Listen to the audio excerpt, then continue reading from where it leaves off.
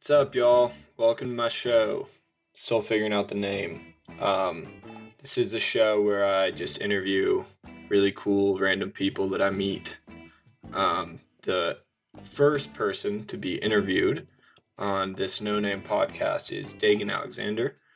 He has a YouTube channel and he just does cool travel videos and does a little bit of everything. He's actually just kind of shocking how many cool stories and information I pulled out of him. I had to cut this down from 2.5 to 3 hours down to 50 minutes, and it killed me because there was so much good stuff in there. I had to cut out like all the stories of traveling Southeast Asia and just like infinite killer podcast worthy stuff. But yeah, I really hope you guys enjoy it. I don't really know what the point of this is, if any. I don't know if this will get uploaded anywhere, but if it does and you're listening to it, hope you enjoy it. I also wanted to add, if there's any input anyone has on like what I'm doing or whatever, if it's really critical, I don't care. But if it's constructive, yeah, send it my way. Also, I know the recording sucks. It sounds like shit, and that's my fault. Dagan actually had a proper mic when I interviewed him, and I just kind of recorded from my laptop. So, yeah, that'll get better, hopefully. Dagan Alexander, welcome to the show. Thank you for having me. How you doing? Doing good. Just woke up out here. It's a beautiful, bright, and sunny day here in the Philippines. All right. Remind me where you are in the Philippines. I am on the eastern side of the island of Bohol, which is down in the south-central Visayan Islands. Cool. So, I'm excited to have you on. I've, followed your YouTube for quite a while now and just follow you on the socials. I was hoping you could give us just kind of catch us up on what you do, how you started doing what you do, and just your story. Roger that. I appreciate the interest. Currently, I would say I'm still kind of developing where I'm at right this second, ironically, after 20 hard years of work and labor. But I'm technically a travel vlogger by day, career private captain, private chef by night. So it's kind of a funny mix of things. It is. Right now, I'm living in the Philippines. I'm traveling Southeast Asia, traveling the world, vlogging my life, vlogging my experiences. There's a lot of people that would say that they bring the wrong things to a country when they become an expat or they move somewhere.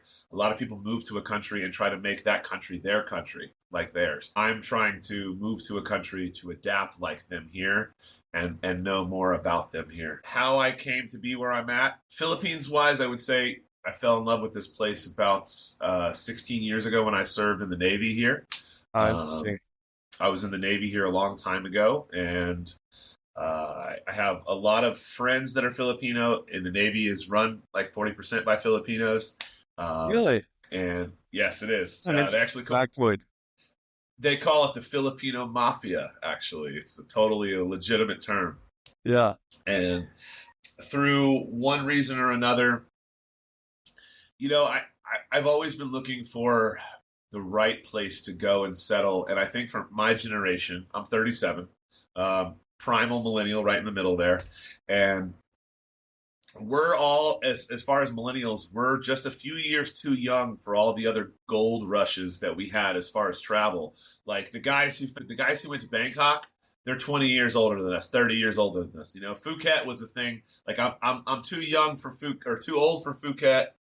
Now, too young for Bangkok. I'm too young for Costa Rica, too young for Mexico. Those guys that went and found all those places, they're in their 40s and 50s and 60s. Right. So what's the gold rush for us? I used to live in West Seattle and take the bus to work and drink my coffee every morning and work the career corporate life. And that was fun and it was cool, but it was like there's always more. And my mom raised me an international child. My father was always gone. He was a traveling captain. My mom was a traveling. No. Salty sailor, pirate kind of guy, fisherman kind of guy. Yeah, my dad. He's long been dead now, 20 years. Rest in peace. But my dad was a what you would call a king of the 90-minute run. He was a smuggler back in the day. The old Really? Florida. Yeah. So Man, the yeah, I plot's keep thickens. I keep this in honor of him and my grandfather, the old ways and the old days. I love that.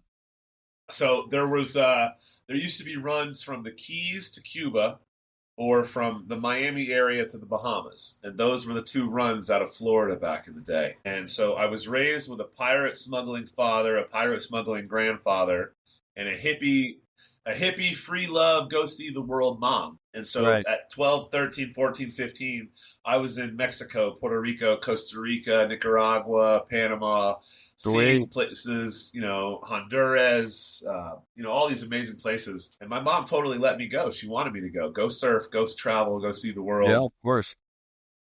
I came back. I joined the Navy at 19, traveled the world, did six deployments. What drove you to do that, if you don't mind me asking? What drove me to join the 'Cause military? it doesn't align with It doesn't. smuggler father and a hippie mother. So it would be the perspective of things. I don't like being the guy left out of the knowledge in the conversation. And Yeah, of course. I was raised peace, love, ban the bra, and screw the man. F the man, screw the Yeah. system. Right. And I was raised so diehard with that as a child, that I had no idea what I was talking about and who I was talking against. And so I joined the Navy for two reasons. Number one, I got hooked by a recruiter and my buddy, other surfer lifeguard guys, to be a Navy SEAL. We got hooked by a recruiter, and I chased that heroic theory and thought process. But at the same time, I simply just wanted to see what I was arguing against. How do I know who the man is if I've never seen or felt the man? So I left the hippie regime and joined the military and saw both sides of the spectrum. I went from a pirate's son to counter piracy operations. Yeah. They must have loved you. And it was a humbling change in perspective. But I got to see the world. I went on 5 deployments around the world, including one world tour where we spent 15 months at sea all the way around the world. And I saw a lot, and I learned a lot, and I was very humbled in life. And when I came back, I still think there are many reasons to say screw the man, but at the same time, without the man, you wouldn't have the ability to say screw the man. So very humbling there. So I ended up working in the military, serving in this area. Years went by. My military veteran friends in the Seattle area where I was stationed and lived for 10 years were all fishermen, all had Filipino families here. I was interested in coming here for years. And during COVID kind of got to me because I am that I need to leave. I need to be able to travel. I need to be free kind of guy. Yeah, I feel ya. But during COVID, I had a really good friend who was a fishing buddy who moved to the Philippines, stayed here during COVID. And then as COVID ended, I think it was May 2022, I think, or something like that. He was like, bro, it's open. The country's back open. You got to get here. And he had been sending me videos and data and all this stuff. And it just kind of was like, yeah, I was working the biggest corporate level successful job I'd ever had in my career at that the point. Racing industry. Yep. Yeah. Yep. And it didn't matter. I was gone. As soon as the word came down the pipeline that the Philippines was back open, I knew that there was literally no time to waste. And within 8 weeks of having that phone call, I had left my job, sold everything I owned, which wasn't much, a motorcycle and some surfboard. I had been in constant communication with my buddies here in the Philippines. And like I said, when it ended, within 8 weeks of COVID ending, my ex-girlfriend and I were on a plane and we moved here. We were here and settled by August 2022. So they opened up in June. We were here and settled by August. Yeah. Yeah, you said I'm on my way. Yep, absolutely on my way. My friends were living in Panglao. Panglao is a very popular island here in the Philippines. Yeah, I've heard of Panglao, I believe. If it had surf, it would be the next Bali. Right. Now they have Siargao, which is another very popular island out here nearby. But it's Siargao and Panglao are both very, very popular here. We moved to Panglao, settled right in. Peace, love, Filipinos, food, free diving every day, coral reefs everywhere.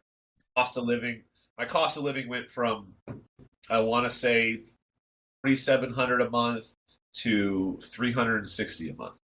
And people might not believe me. People might say that sounds cliche or mushy, but like when I drive down the highway here and I have mountains and jungle to my left and crystal clear blue coral reefs to my right and mountains all around and the sun and the clouds, you literally are cheesing. You're like driving like Happy to be alive. I'm here.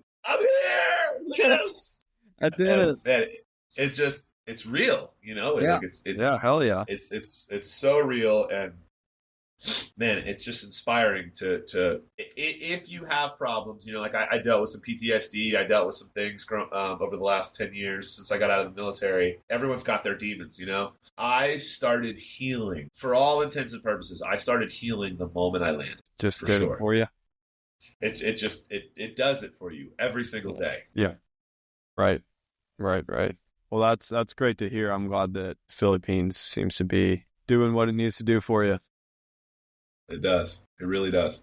There is one thing that you said earlier, and I can't quite let you get away without elaborating on it. I need to hear about anti-piracy, and I need to hear about your pirate father. As long as you're comfortable speaking about it.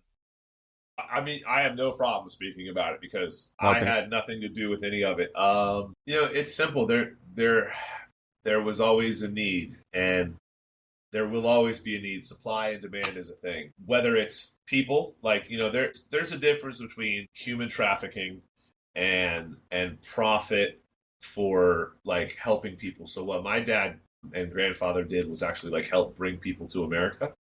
Okay. A lot of the time. And like if you were in Cuba or if you were like a Haitian immigrant hiding in Bahamas and you needed to get to America, my dad or my grandfather was a possible way for you to get there. Really? Now, yes. And you know, I think that that's pretty cool. I think that that's, you know, like I have no problem with people trying to get away from a war-torn country. Of course.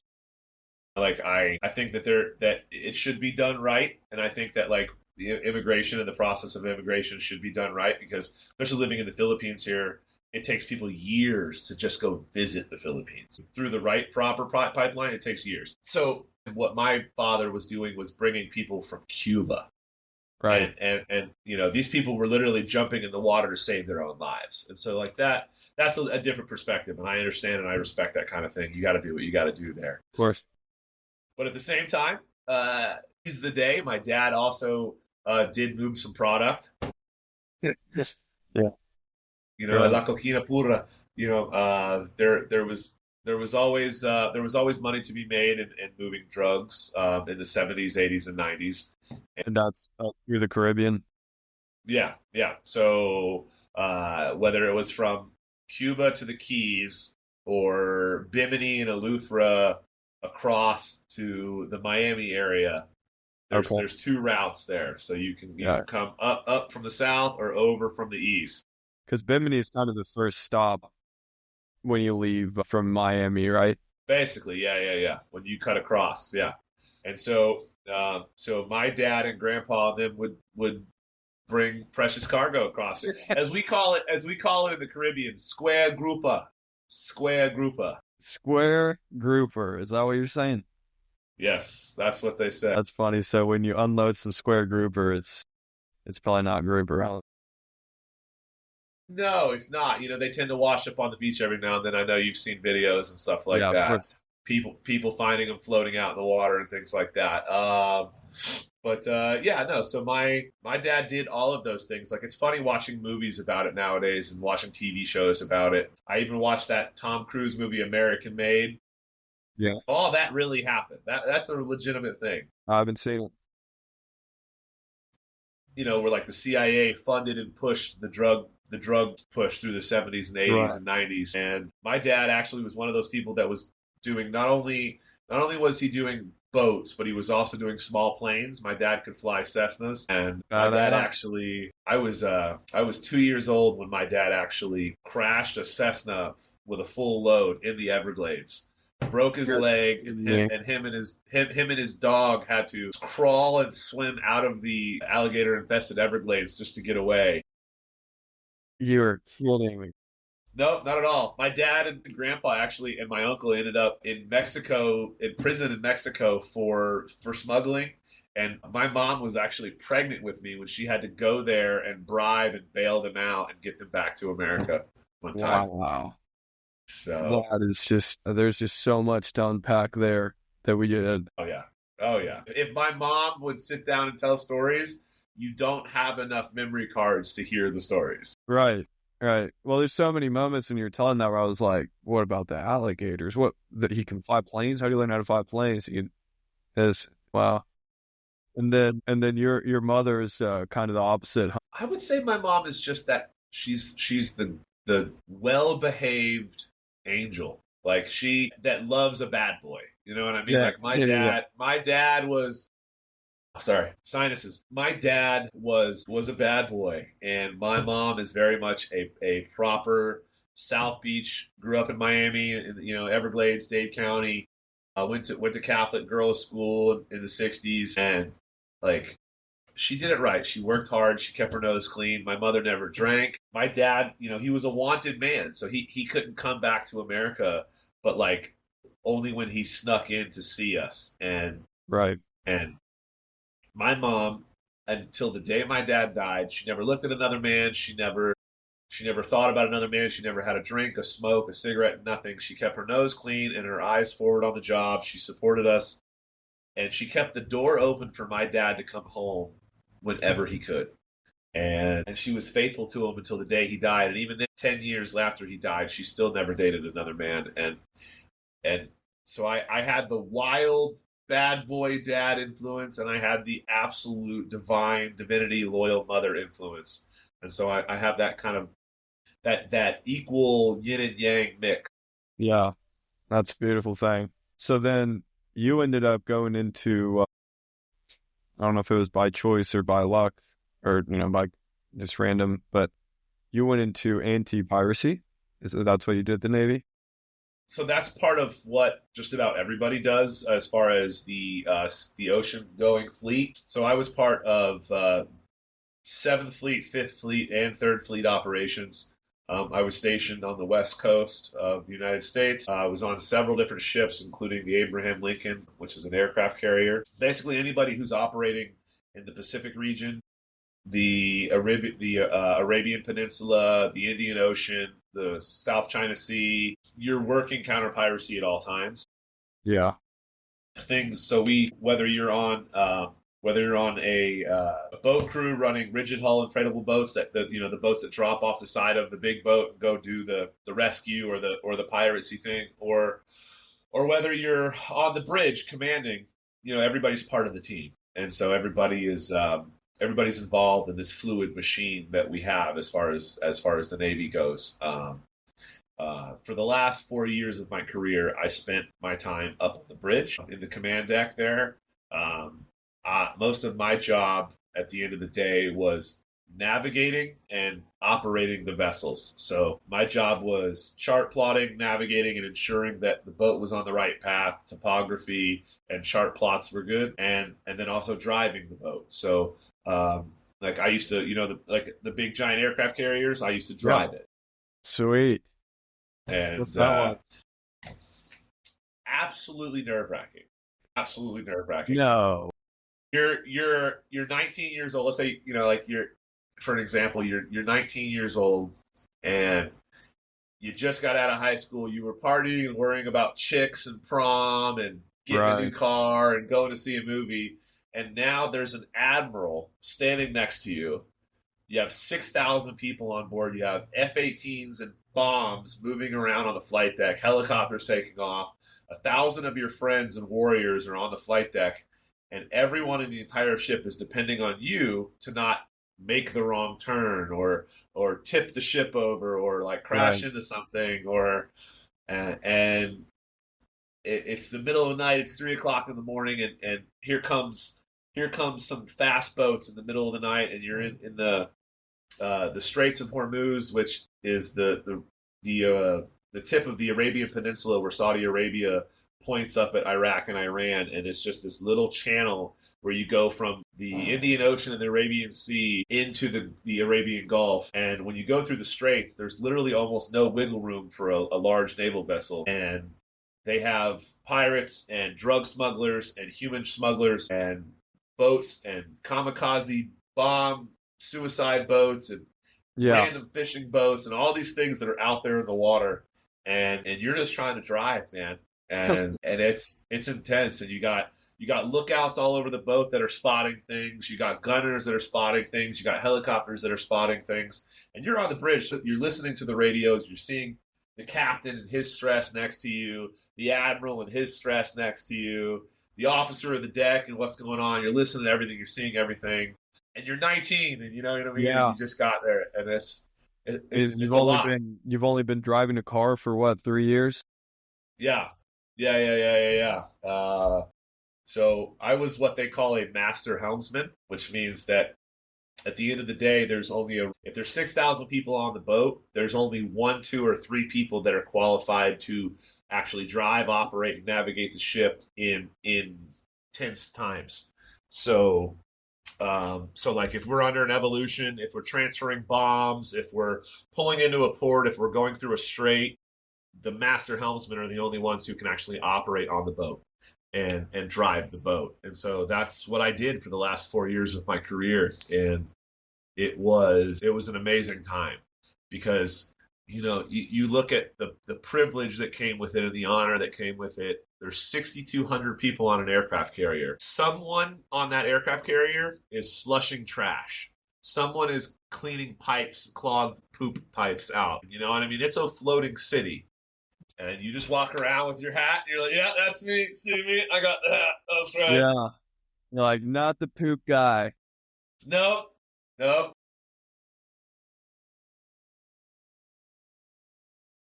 In your career, whether it be sailboat sailing, working on a boat as a chef, being out at sea, any hairy situations with piracy or anything like that? Yes. Well, we'll start with that's a multi-sectional question there. We'll start with military first. There very much was some tough situations. There's some things I still don't talk about to this day, nor will I. And then there's some things that I'm allowed to talk about, things that have been redacted versus things that have been cleared or things that are declassified, things like that. I will tell you one of the most intense situations for me personally, and like it might not seem like a big thing for a lot of people. As a master helm, there was one night, and to this day, I think probably 99% of the ship doesn't know, or they don't know at all. They never will. That we had I believe it was Iranian, or I think it was an African oil tanker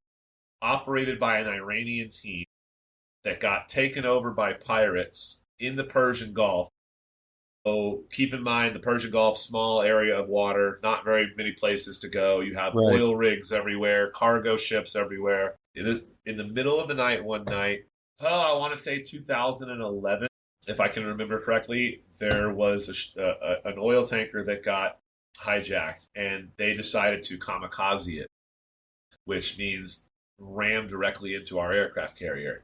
And I had just gone to bed, and I mean just laid down in my rack, and I had a butt phone, and which is like there's this private cellular network that we use for these military phones on the boats, and it rings. I lay my head down.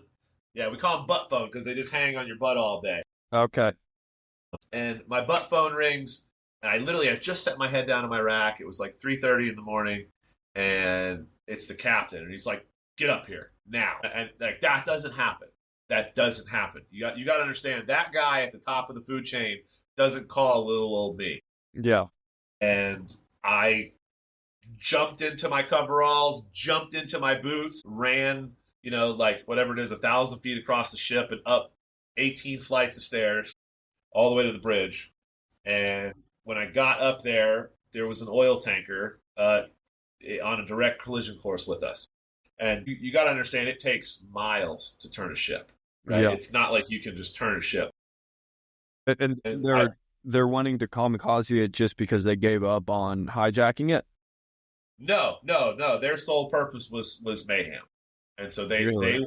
they wanted to ram our ship. For the better part of the rest of that morning, I spent my time on the wheel evading this boat, literally playing cat and mouse with an oil tanker, and it was a wild experience. Now you have to understand that on a bridge, on a boat, there is a captain who sits there, but he normally doesn't give commands. There's an officer of the deck. So these guys rotate every 2 hours. There's somebody else up there.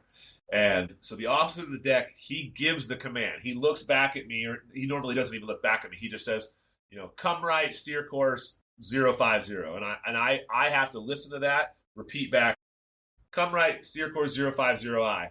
And then I begin my turn. Now I have to consider, if I turn too fast, I flip the ship, knock people off, drop bombs, drop planes. So I can't just turn it 30 degrees. I have to turn it 5 degrees, turn it another 5 And degrees, this is all in the bring it Persian back. Gulf still, right? And that's not Right. All right. This is all in the Persian Gulf. And what ended up happening for a little while there was it got so tense that the OOD kind of folded.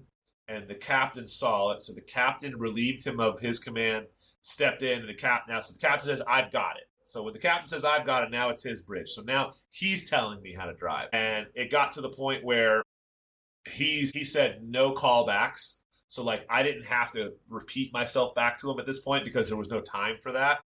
So he's just saying, "Come left, come right, come left," and then there was a while there where he actually just gave me the wheel and was like.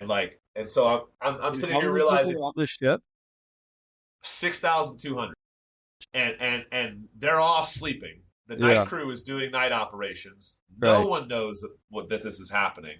Yeah, and we're I'm sitting here driving this ship, and it was for the better part of 4.5 hours, almost 5 hours that we did this. We dealt with this to where we finally got out of the Persian Gulf and avoided and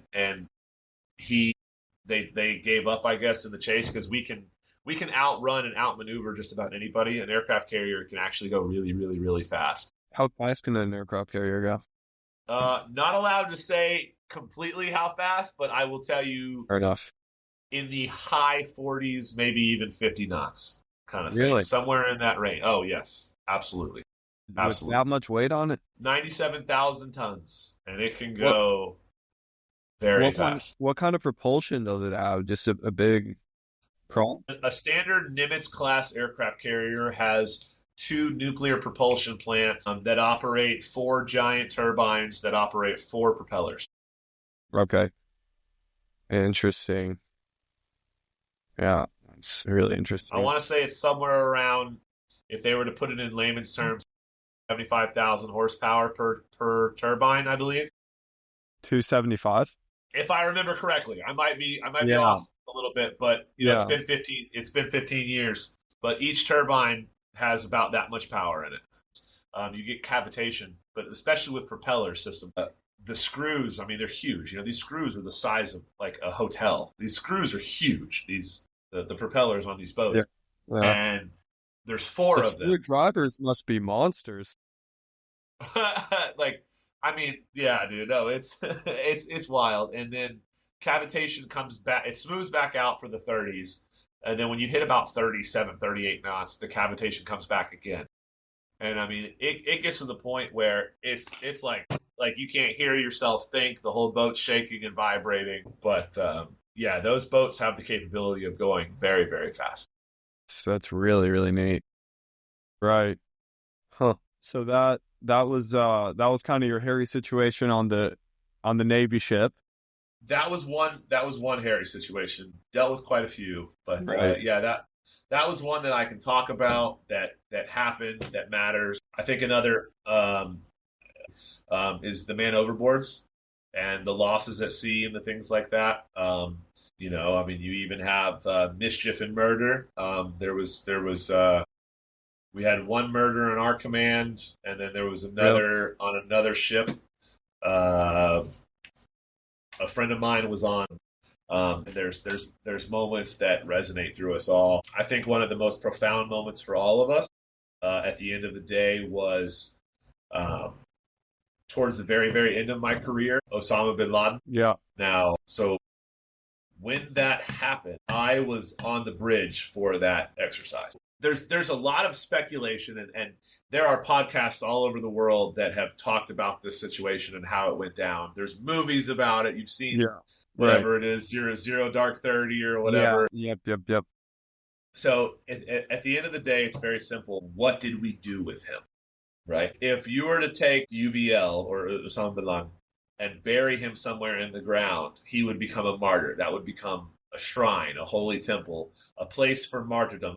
And so there was a conscious decision made to not let the world know where his body ended up. Okay. And so in doing that, the spooks of the world decided to bring him on board an aircraft carrier and then secretly jettison him into the deep. As we call that, deep sixing, where we send something to the bottom of Davy Jones' locker. Okay. And that could be like a broken pin or Osama bin Laden. Right, kind of thing. Right, exactly. So I can't say much more than you just got to imagine you're on the bridge. And here's the thing you got to realize before I say it out of context, we were the last ones to know. The military was the last ones to know. You guys got the news broadcast and the world celebration that he was dead days before we did. We actually didn't know what we were doing when it happened. The world knew, we didn't.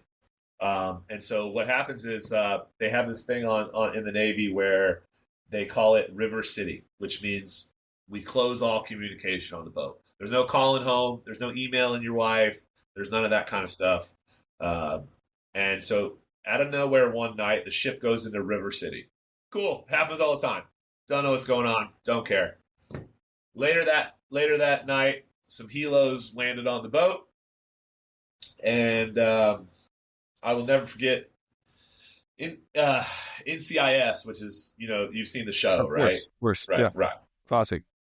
So these spooks come on the boat. They're a real thing. You know what I mean? They're a real thing. It's not just a TV show. So these spooks come on the boat. They come on the bridge. How would you define a spook? Sorry. A guy with a badge who's giving you a name, and it's never really his name. And you don't actually know who these people are. And you know to not ask for his real name. And you know to not ask. You know what I mean? Like, oh, your name's John St. John? Cool. I'm sure that's your name. Roger that. John Smith. Oh, yeah. Steve, huh? Nice to meet you, Steve. Yeah, good job. So we're on the bridge, and you got to understand that on the bridge, it's a very, very tight dynamic. Like, it's the captain's bridge. It's his bridge. And the 6 people on the bridge, including the guy driving, the guy navigating, and the guy OODing, that's it. And if you come on the bridge, you have to ask, permission to enter. And like, you can get shot if you come on the bridge without, because, the severity of the situation. Well, in the middle of the night one night, we go into River City, and out of nowhere, these agents come on, and they come onto the bridge, and they black out all our screens. Like, turn them all off. And the ones that don't turn off, they put that, like, can't see plastic on them.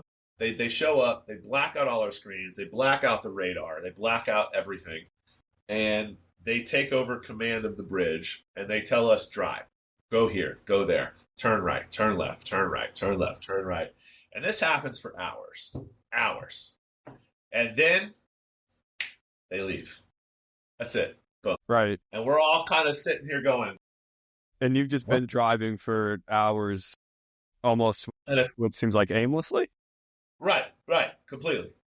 And what that was them ensuring that no one was tracking where we dumped him and went. It's nuts. And of course, you don't get any kind of explanation. You just go to bed, wake up the next day, do it all again.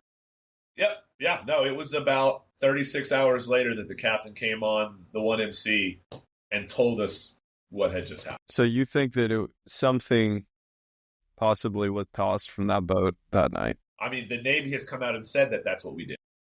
On that boat specifically? So there were 2 aircraft carriers in operation at that point. There was us and another. We were the ones that had been on deployment leaving, and there was another aircraft carrier that was coming in to relieve us. And I can neither confirm nor deny whether UBL was jettisoned from my boat or the other. But it did happen, and it happened in the wee hours of the morning.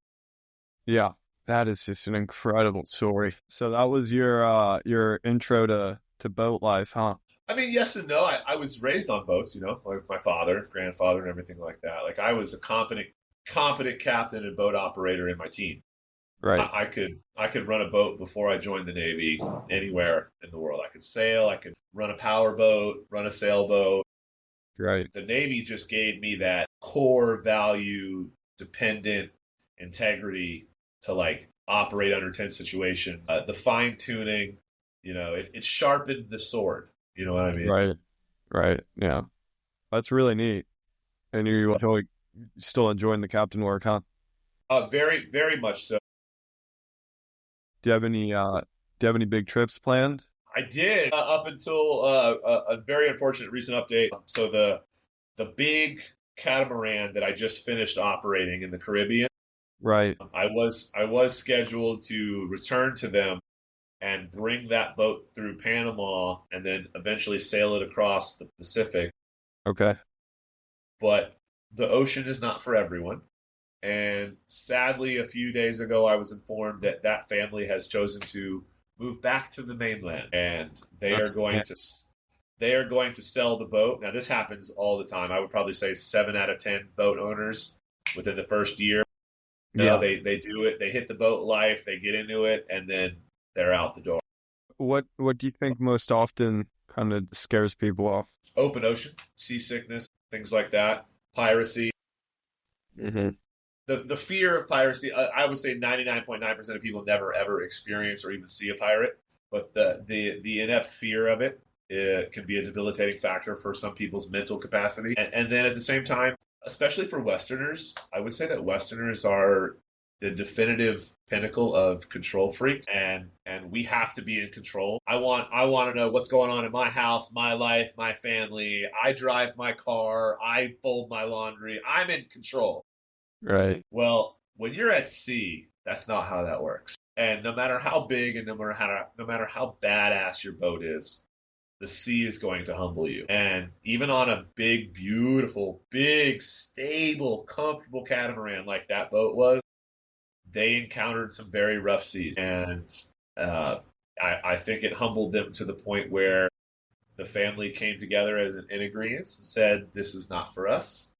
And they have since returned the boat to the boat brokers, and they are on their way back to living in America again. Well, that's okay.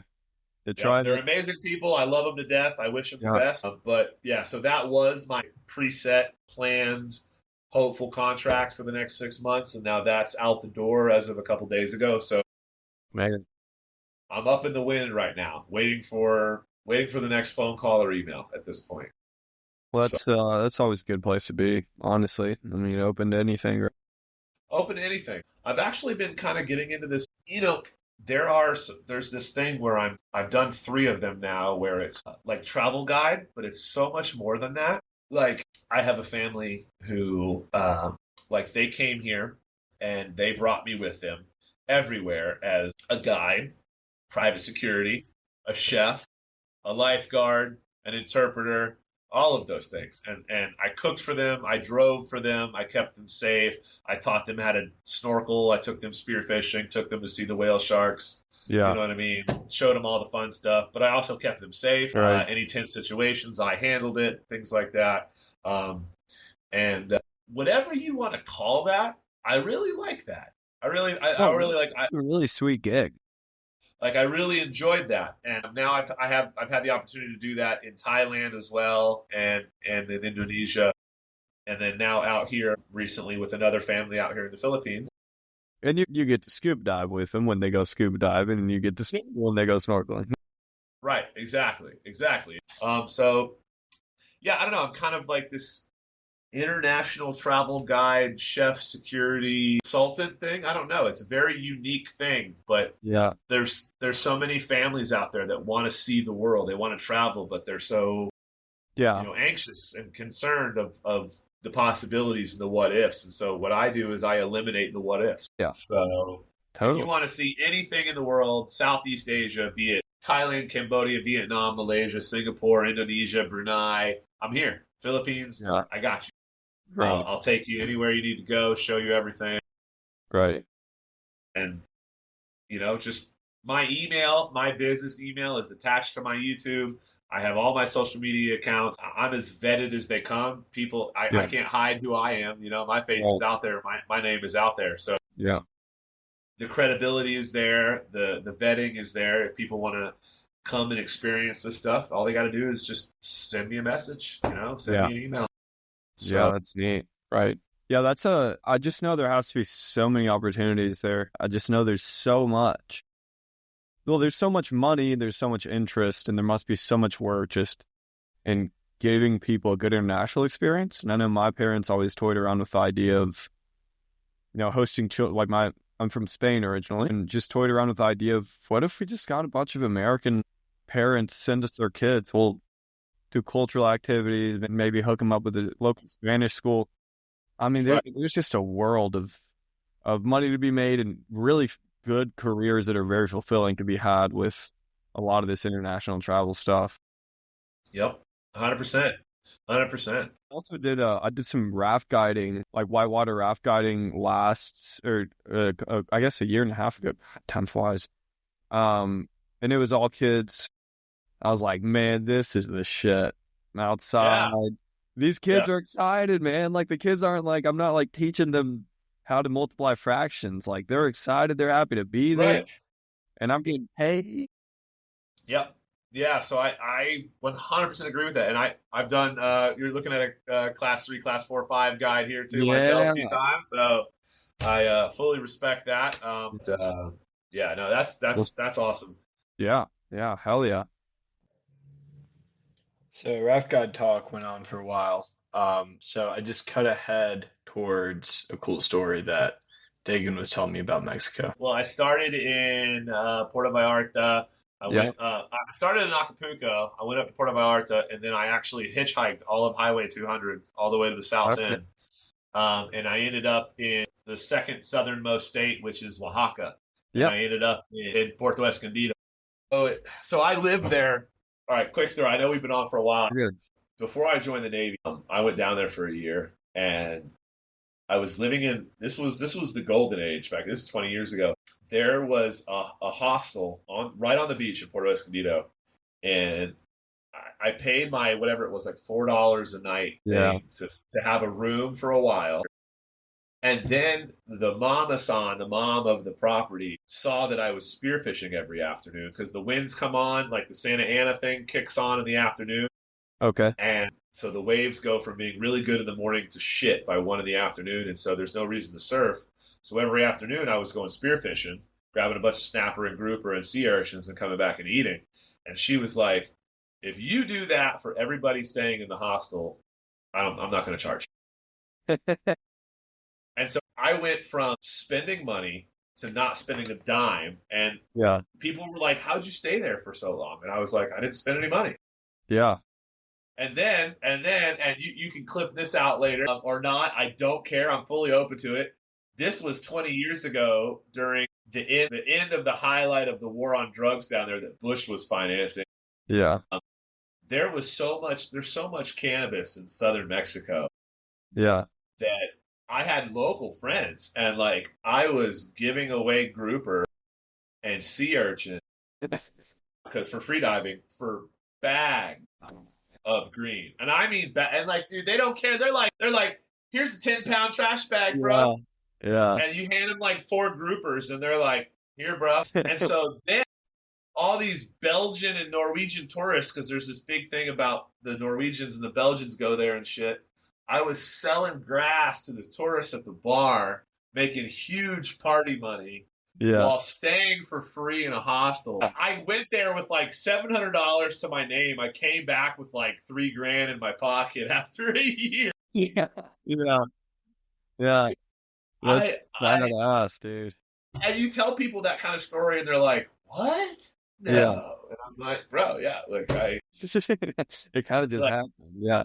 like 4 or 5 p.m. every afternoon, I'd walk up, my pole spear would have grouper just slung down it, and I'd have a bag of crab and uni, and like I would just sling them on the table, and the mama-san would scale them and gut them and stuff them and wrap them in tinfoil, and we would all eat with this like community hostel feast every night, and I helped her cook, and that was it, man. I didn't pay a dime. Yeah, I that's didn't pay a dime. badass. Fit Didn't for pay a lead. dime. Like, Man, and that's such a prehistoric living you had there, where you were going fishing and you were coming back and trading herbs for your fish, and then you were getting the mother of the home to clean it. And you were going to the local watering hole and selling your herbs. That's a like good story. put me in the simulation, man, because it isn't real, you know. Yeah, Yep, and yeah, that was dude. the That time when that was the time. But dude, there's so much here, man. There's 7,600 islands here, yeah, and then you've got Brunei, Indonesia, Papua New Guinea, Thailand, Singapore. Like I've now traveled across Malaysia. I did the I don't know if you watched some of my older vlogs, but like now that I've done some of like the country tours of Malaysia, bro, yeah, I'm going back. There's really, so much in Malaysia. And here's another thing, if you want to pull up the map that like people yeah. don't realize, Malaysia has a east coast that I don't no one know about Malaysia. knows about. No one knows about the east coast of Malaysia. Really? And let me tell you about tropical, unbelievable areas Yeah, that like Kuala Lumpur is, I think, at this point, still to my opinion, the best city in the world. It really, really is. If you haven't spent time in Kuala Lumpur, you have to visit. But once you go to Kuala Lumpur and you go out to the country, like Kuantan or Kuala Terengganu, like if you go out to the east coast of Malaysia, bro, you're like picking tea leaves on a mountainside with these beautiful women around, and here comes a fucking herd of elephants across and you're like, and there's blue teal water below you, yeah, below the mountain, and you're like, there's dolphins below you, you're in a tea grove plucking yeah, tea leaves, and here comes the elephants, and you're like, this is real? yeah. Like it's just, man, there's so much. So this is another section that really killed me to cut because Dagan got super into, his Southeast Asia travels, and there's so much there, so much like interesting information, especially if you're into traveling and maybe you're looking at doing a trip there or you do trip there often or something. Um, so yeah, if that's what people want, let me know. I'll give the people what they want. But yeah, I had to cut it for time's sake. Well, thanks again. I'll definitely stay in touch with you if that's all good. Yeah, no, absolutely. Hit me up anytime, and feel free to shoot me any questions you need. I'm always here for you, man. Sounds good. Appreciate it. All right, thanks, man. Have a good night. All right. Good night. Night. Bye. Later.